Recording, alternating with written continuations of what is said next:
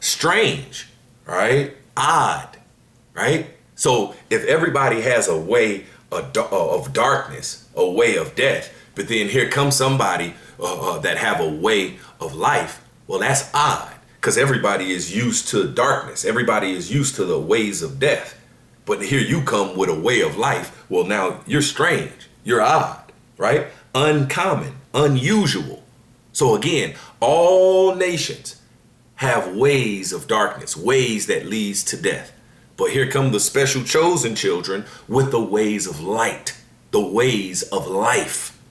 All right. So now that's not the usual way of darkness that all these nations have. This one nation have the way of life. All right. The way of light. All right. And that's us, the Israelites. So it says distinctive in nature or character from others. You see, our nature is distinct because we have the law of life. See, all their laws that they make up, from their ways that they have, these heathen nations, again, it leads ultimately to death. Okay? And let's continue on. It says belonging exclusively to some person. So the peculiar people, us, the Israelites, belong exclusively to the Most High God. All right. That's why in that Joel 2:27, it says, matter of fact, just real quick, let me go ahead and grab it. I don't want to butcher it. Joel 2:27, and ye shall know that I am in the midst of Israel, and that I am the Lord your God, and none else, and my people shall never be ashamed. You see, and none else. He said he's the Lord our God. All right. Because here it is, these heathen nations, they got their own gods. All right. That they just made up. All right. And that's why it says right here, Psalms 96:5. It says, for all the gods of the nations are idols. They just made them up. But the Lord, Yahweh, made the heavens. All right. So here it is. That's why the scriptures talk about blessed is the nation whose God is Yahweh. All right. And so that's us, the Israelites, because for all the gods of the nations are idols. All right. Just made up. See, the Most High God, Yahweh. All right. He's not made up. He's not made up. He lives. All right. He's the creator. But so let's go back to that definition, heritage. Okay. So it says something that that comes or belongs to one by reason of birth. So all those that stem from Abraham, Isaac, and Jacob, all right, well, this belongs to you, the law of life, all right? The law of life is part of your heritage, all right? Your inheritance, all right? Because here it is, it goes on in this definition, all right? Number 2, it says how that something that comes or belongs to one by reason of birth, an inherited lot or portion. Now watch this. Let's go to this wisdom of Solomon, because the wicked, all right, the wicked, who is Esau, Edom, right? The wicked nation of people, right? And we, so-called Negroes, Latinos, and Native Americans, who are the biblical Israelites, all right, we are the godly, right? Because he gave us the godly way, the law of life. All right. Now, Esau, Edom, all right, which is the wicked nation of people, are the ungodly. Okay. They are the exact opposite of us, right? Well, they got a heritage too, because an inheritance as well. Because again, it says something that comes or belongs to one by reason of birth. An inherited lot or portion, right? Now, watch this. This is Wisdom of Solomon, chapter 2, verse 1. It says, for the ungodly said, reasoning with themselves, but not aright, our life is short and tedious, and in the death of man there is no remedy. neither was there any man known to have returned from the grave. So right now, off the back, we understand that this is the mindset of the ungodly, because it says at the top, for the ungodly said, reasoning with themselves, reasoning with themselves, all right, but not aright. So not rightly, not correctly, not righteously. Okay, so this is their mindset. Now let's jump down to verse 6. All right, Wisdom of Solomon, chapter 2, verse 6. This is the mindset of the ungodly. Come on, therefore, let us enjoy the good things that are present, and let us speedily use the creatures like as in youth. Let us fill ourselves with costly wine and ointments, and let no flower of the spring pass us by. Let us crown ourselves with rosebuds before they be withered. Let none of us go without his part in our voluptuousness. All right, you look up the word voluptuousness, it basically goes into fulfilling the desires of the flesh. All right, carnal. All right. And this is what the wicked is, carnal. And they teach you to be like them, to be carnal. Okay, as opposed to spiritual and rolling with the ways and righteousness of the Most High God, rolling with the laws of life. All right. No, the ungodly want you to roll with their ways. OK, so it says, let none of us go without his part in our voluptuousness. Let us leave tokens of our joyfulness in every place. For this is our portion, and our lot is this. So this present temporal evil world, for them to live their best life, this is their portion. This is their lot. All right. They have a temporal evil portion. OK, and that's this temporal evil world and power over it and to flourish in it. All right. This is their portion. See, this is not our portion. See, our portion is a righteous, eternal portion. But we got to wait on that. All right. For us to get our inheritance fully put in us, we have to wait on that. All right. For the law of life to be put in our inward parts. All right. We have to wait on that. OK. All the while, fight to rehearse our way. All right. Even though we're trapped in this flesh that want to do everything of the wicked, of the ungodly. And that's why it's a fight. OK, so it says, let us oppress the poor righteous man. You see, the ungodly is saying, let us oppress the poor righteous man. Let us not spare the widow, nor reverence the ancient gray hairs of the age. Let our strength be the law of justice. You see, let our strength and them being in power, and the Most High has allowed them a time to, excuse me, the Most High God has allowed them a time, all right, to be in power. Okay, he's allowed that, all right, for a purpose and for a time, and that time is almost up. But it says, let our strength be the law of justice. For that which is feeble is found to be nothing worth. Therefore, let us lie in wait for the righteous. This is what they do. Let us lie in wait for the righteous. Who is the righteous? You so-called Negroes, Latinos, and Native Americans, who are the biblical Hebrew Israelites. Right? We are the righteous. It says, because he is not for our turn and is clean contrary to our doings. You see? The ungodly, the wicked, he say that us, the Israelites, we are clean contrary to their doings, because their doings is a wickedness, ungodliness, which leads to death. All right.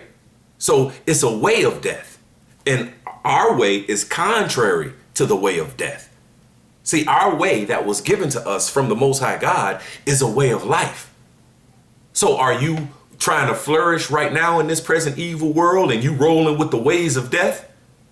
See, because the ways of death get to flourish right now. See, but that's why the Lord is coming to put that way to bed. All right. Put the way of death to death. All right. And those that was about those diverse ways, because it's many ways of death. All right. So if you about any of them, all right, because like the scripture says, you going about to establish your own righteousness. See, but the Most High already had established what righteousness is. So if you try to establish your own righteousness, best believe that's a way of death and not righteousness at all. All right. So if you're not submitting to the righteousness of the Most High God, you're actually going into a way of death. All right. And those that's ruling right now, the ungodly, the wicked, oh, they cool with that. All right. They cool with that. They'll wind up let you flourish with them. OK, they'll give you suitcases of money. OK, and let you flourish with them. All right. Not on their same plane. No, you're going to be way under them. All right. But still have some type of, so-called flourishing here in this present evil world if you're about a way of death. Now, if you're about a way of life, well, you're clean contrary to them, and they going to call you a hate group. They going to call you, all demonize you and all manner of things. All right. If you about the way of life. All right. If you about the law of life. OK, so but the point is that for this is our portion and our lot is this. So this is the portion of the wicked, this present temporal evil world. So you don't want to flourish with the wicked because they have all manner of ways of death. OK, so let's continue on because the way of life, all right, was given unto us because going back into that heritage, right? It says something that comes or belongs to one by reason of birth, right? So you have to be born, all right? Basically, you have to stem from Abraham, Isaac, and Jacob, all right? That what make you a Hebrew Israelite, okay? And that's when comes all it said the adoption and the glory and the covenants and the giving of the law and the service of God and the promises, all right, were given to those who stem from Abraham, Isaac, and Jacob, making you an Israelite. Okay, so let's go to this Sirach or Ecclesiasticus chapter 44, right? Chapter 44.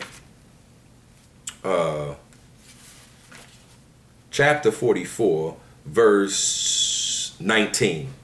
So it says, Abraham was a great father of many people, and glory was there none like unto him, who kept the law of the Most High and was in covenant with him. He established the covenant in his flesh, and when he was proved, he was found faithful. Therefore, he assured him by an oath, all right, a promise, right, that he would bless the nations in his seed. In his seed. What seed was that? Well, let's keep reading. And that he would multiply him as the dust of the earth and exalt his seed. All right, there's going to be a seed from Abraham that's going to be exalted with Abraham, right? As the stars, and cause them to inherit. There's an inheritance. Cause them to inherit from sea to sea and from the river unto the utmost part of the land. With Isaac did he establish likewise for Abraham his father's sake the blessing of all men and the covenant. All right, so there it is. There's that seed. All right, because it says that therefore he assured him, Abraham, by an oath that he would bless the nations in his seed. All right, he said that he's going to exalt his seed.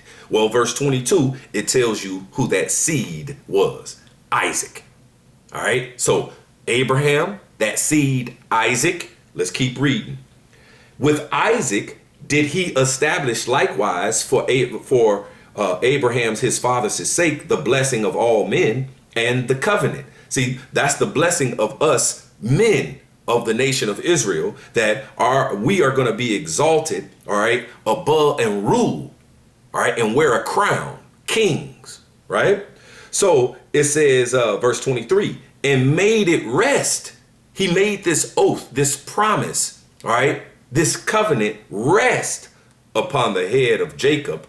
He acknowledged him in his blessing and gave him an heritage. All right, gave him an heritage. That's that same heritage. All right, that same heritage right here, Sirach or Ecclesiasticus 17, verse 11. Beside this, he gave them knowledge and the law of life for an heritage. All right, that's to the Israelites. All right, Abraham, Isaac, and Jacob, and made it matter of fact, let's keep going. And back in this Sirach or Ecclesiasticus chapter 44, verse 23, and made it rest upon the head of Jacob. He acknowledged him in his blessing and gave him a heritage and divided his portions among the 12 tribes did he part them. You see, among the 12 tribes of Israel. So when it says, going back to this definition of heritage, something that comes or belongs to one by reason of birth, all right, an inherited lot or portion, all right. So our inherited lot, all right, and portion is that we're going to be exalted and that we're going to inherit from sea to sea. That's the earth, all right. That's our inheritance.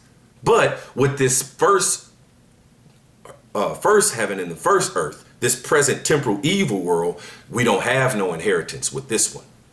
All right. That was the lot in the portion that was to Esau, Edom, the wicked. All right. This first heaven and this first earth and flourishing and being on power, being in power, wearing the crown, if you will. All right. That was given to the ungodly in this first heaven and this first earth, this temporal present evil world. All right. See, this is where we go through in this first, where we be afflicted. All right. Where we go through persecution, we go through the furnace of adversity. All right. All for our purification. Right. And perfecting. Right. So let's continue on, because again,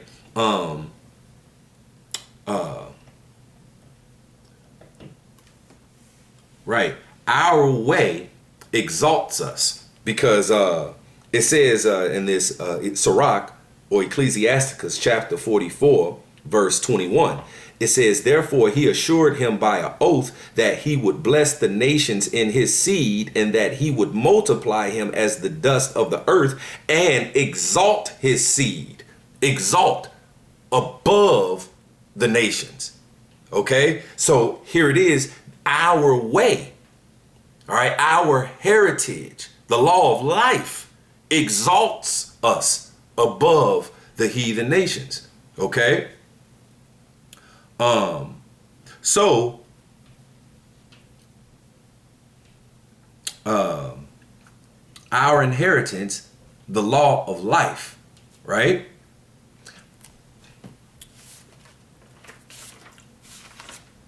Sirach, Ecclesiasticus 17, verse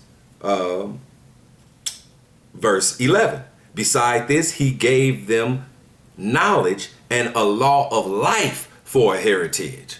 All right. So, but first it says how that in verse 7, it says, withal he filled them with the knowledge of understanding and showed them good and evil.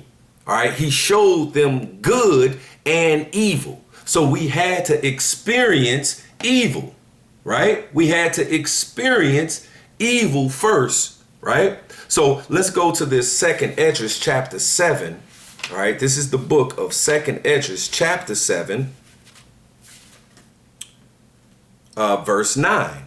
It says, if this city now were given unto a man for an inheritance, you see, for an inheritance, if he never shall pass the danger set before it, how shall he receive this inheritance? How are you going to receive your inheritance if you go not through the entrance? All right. And the entrance is this first heaven and this first earth.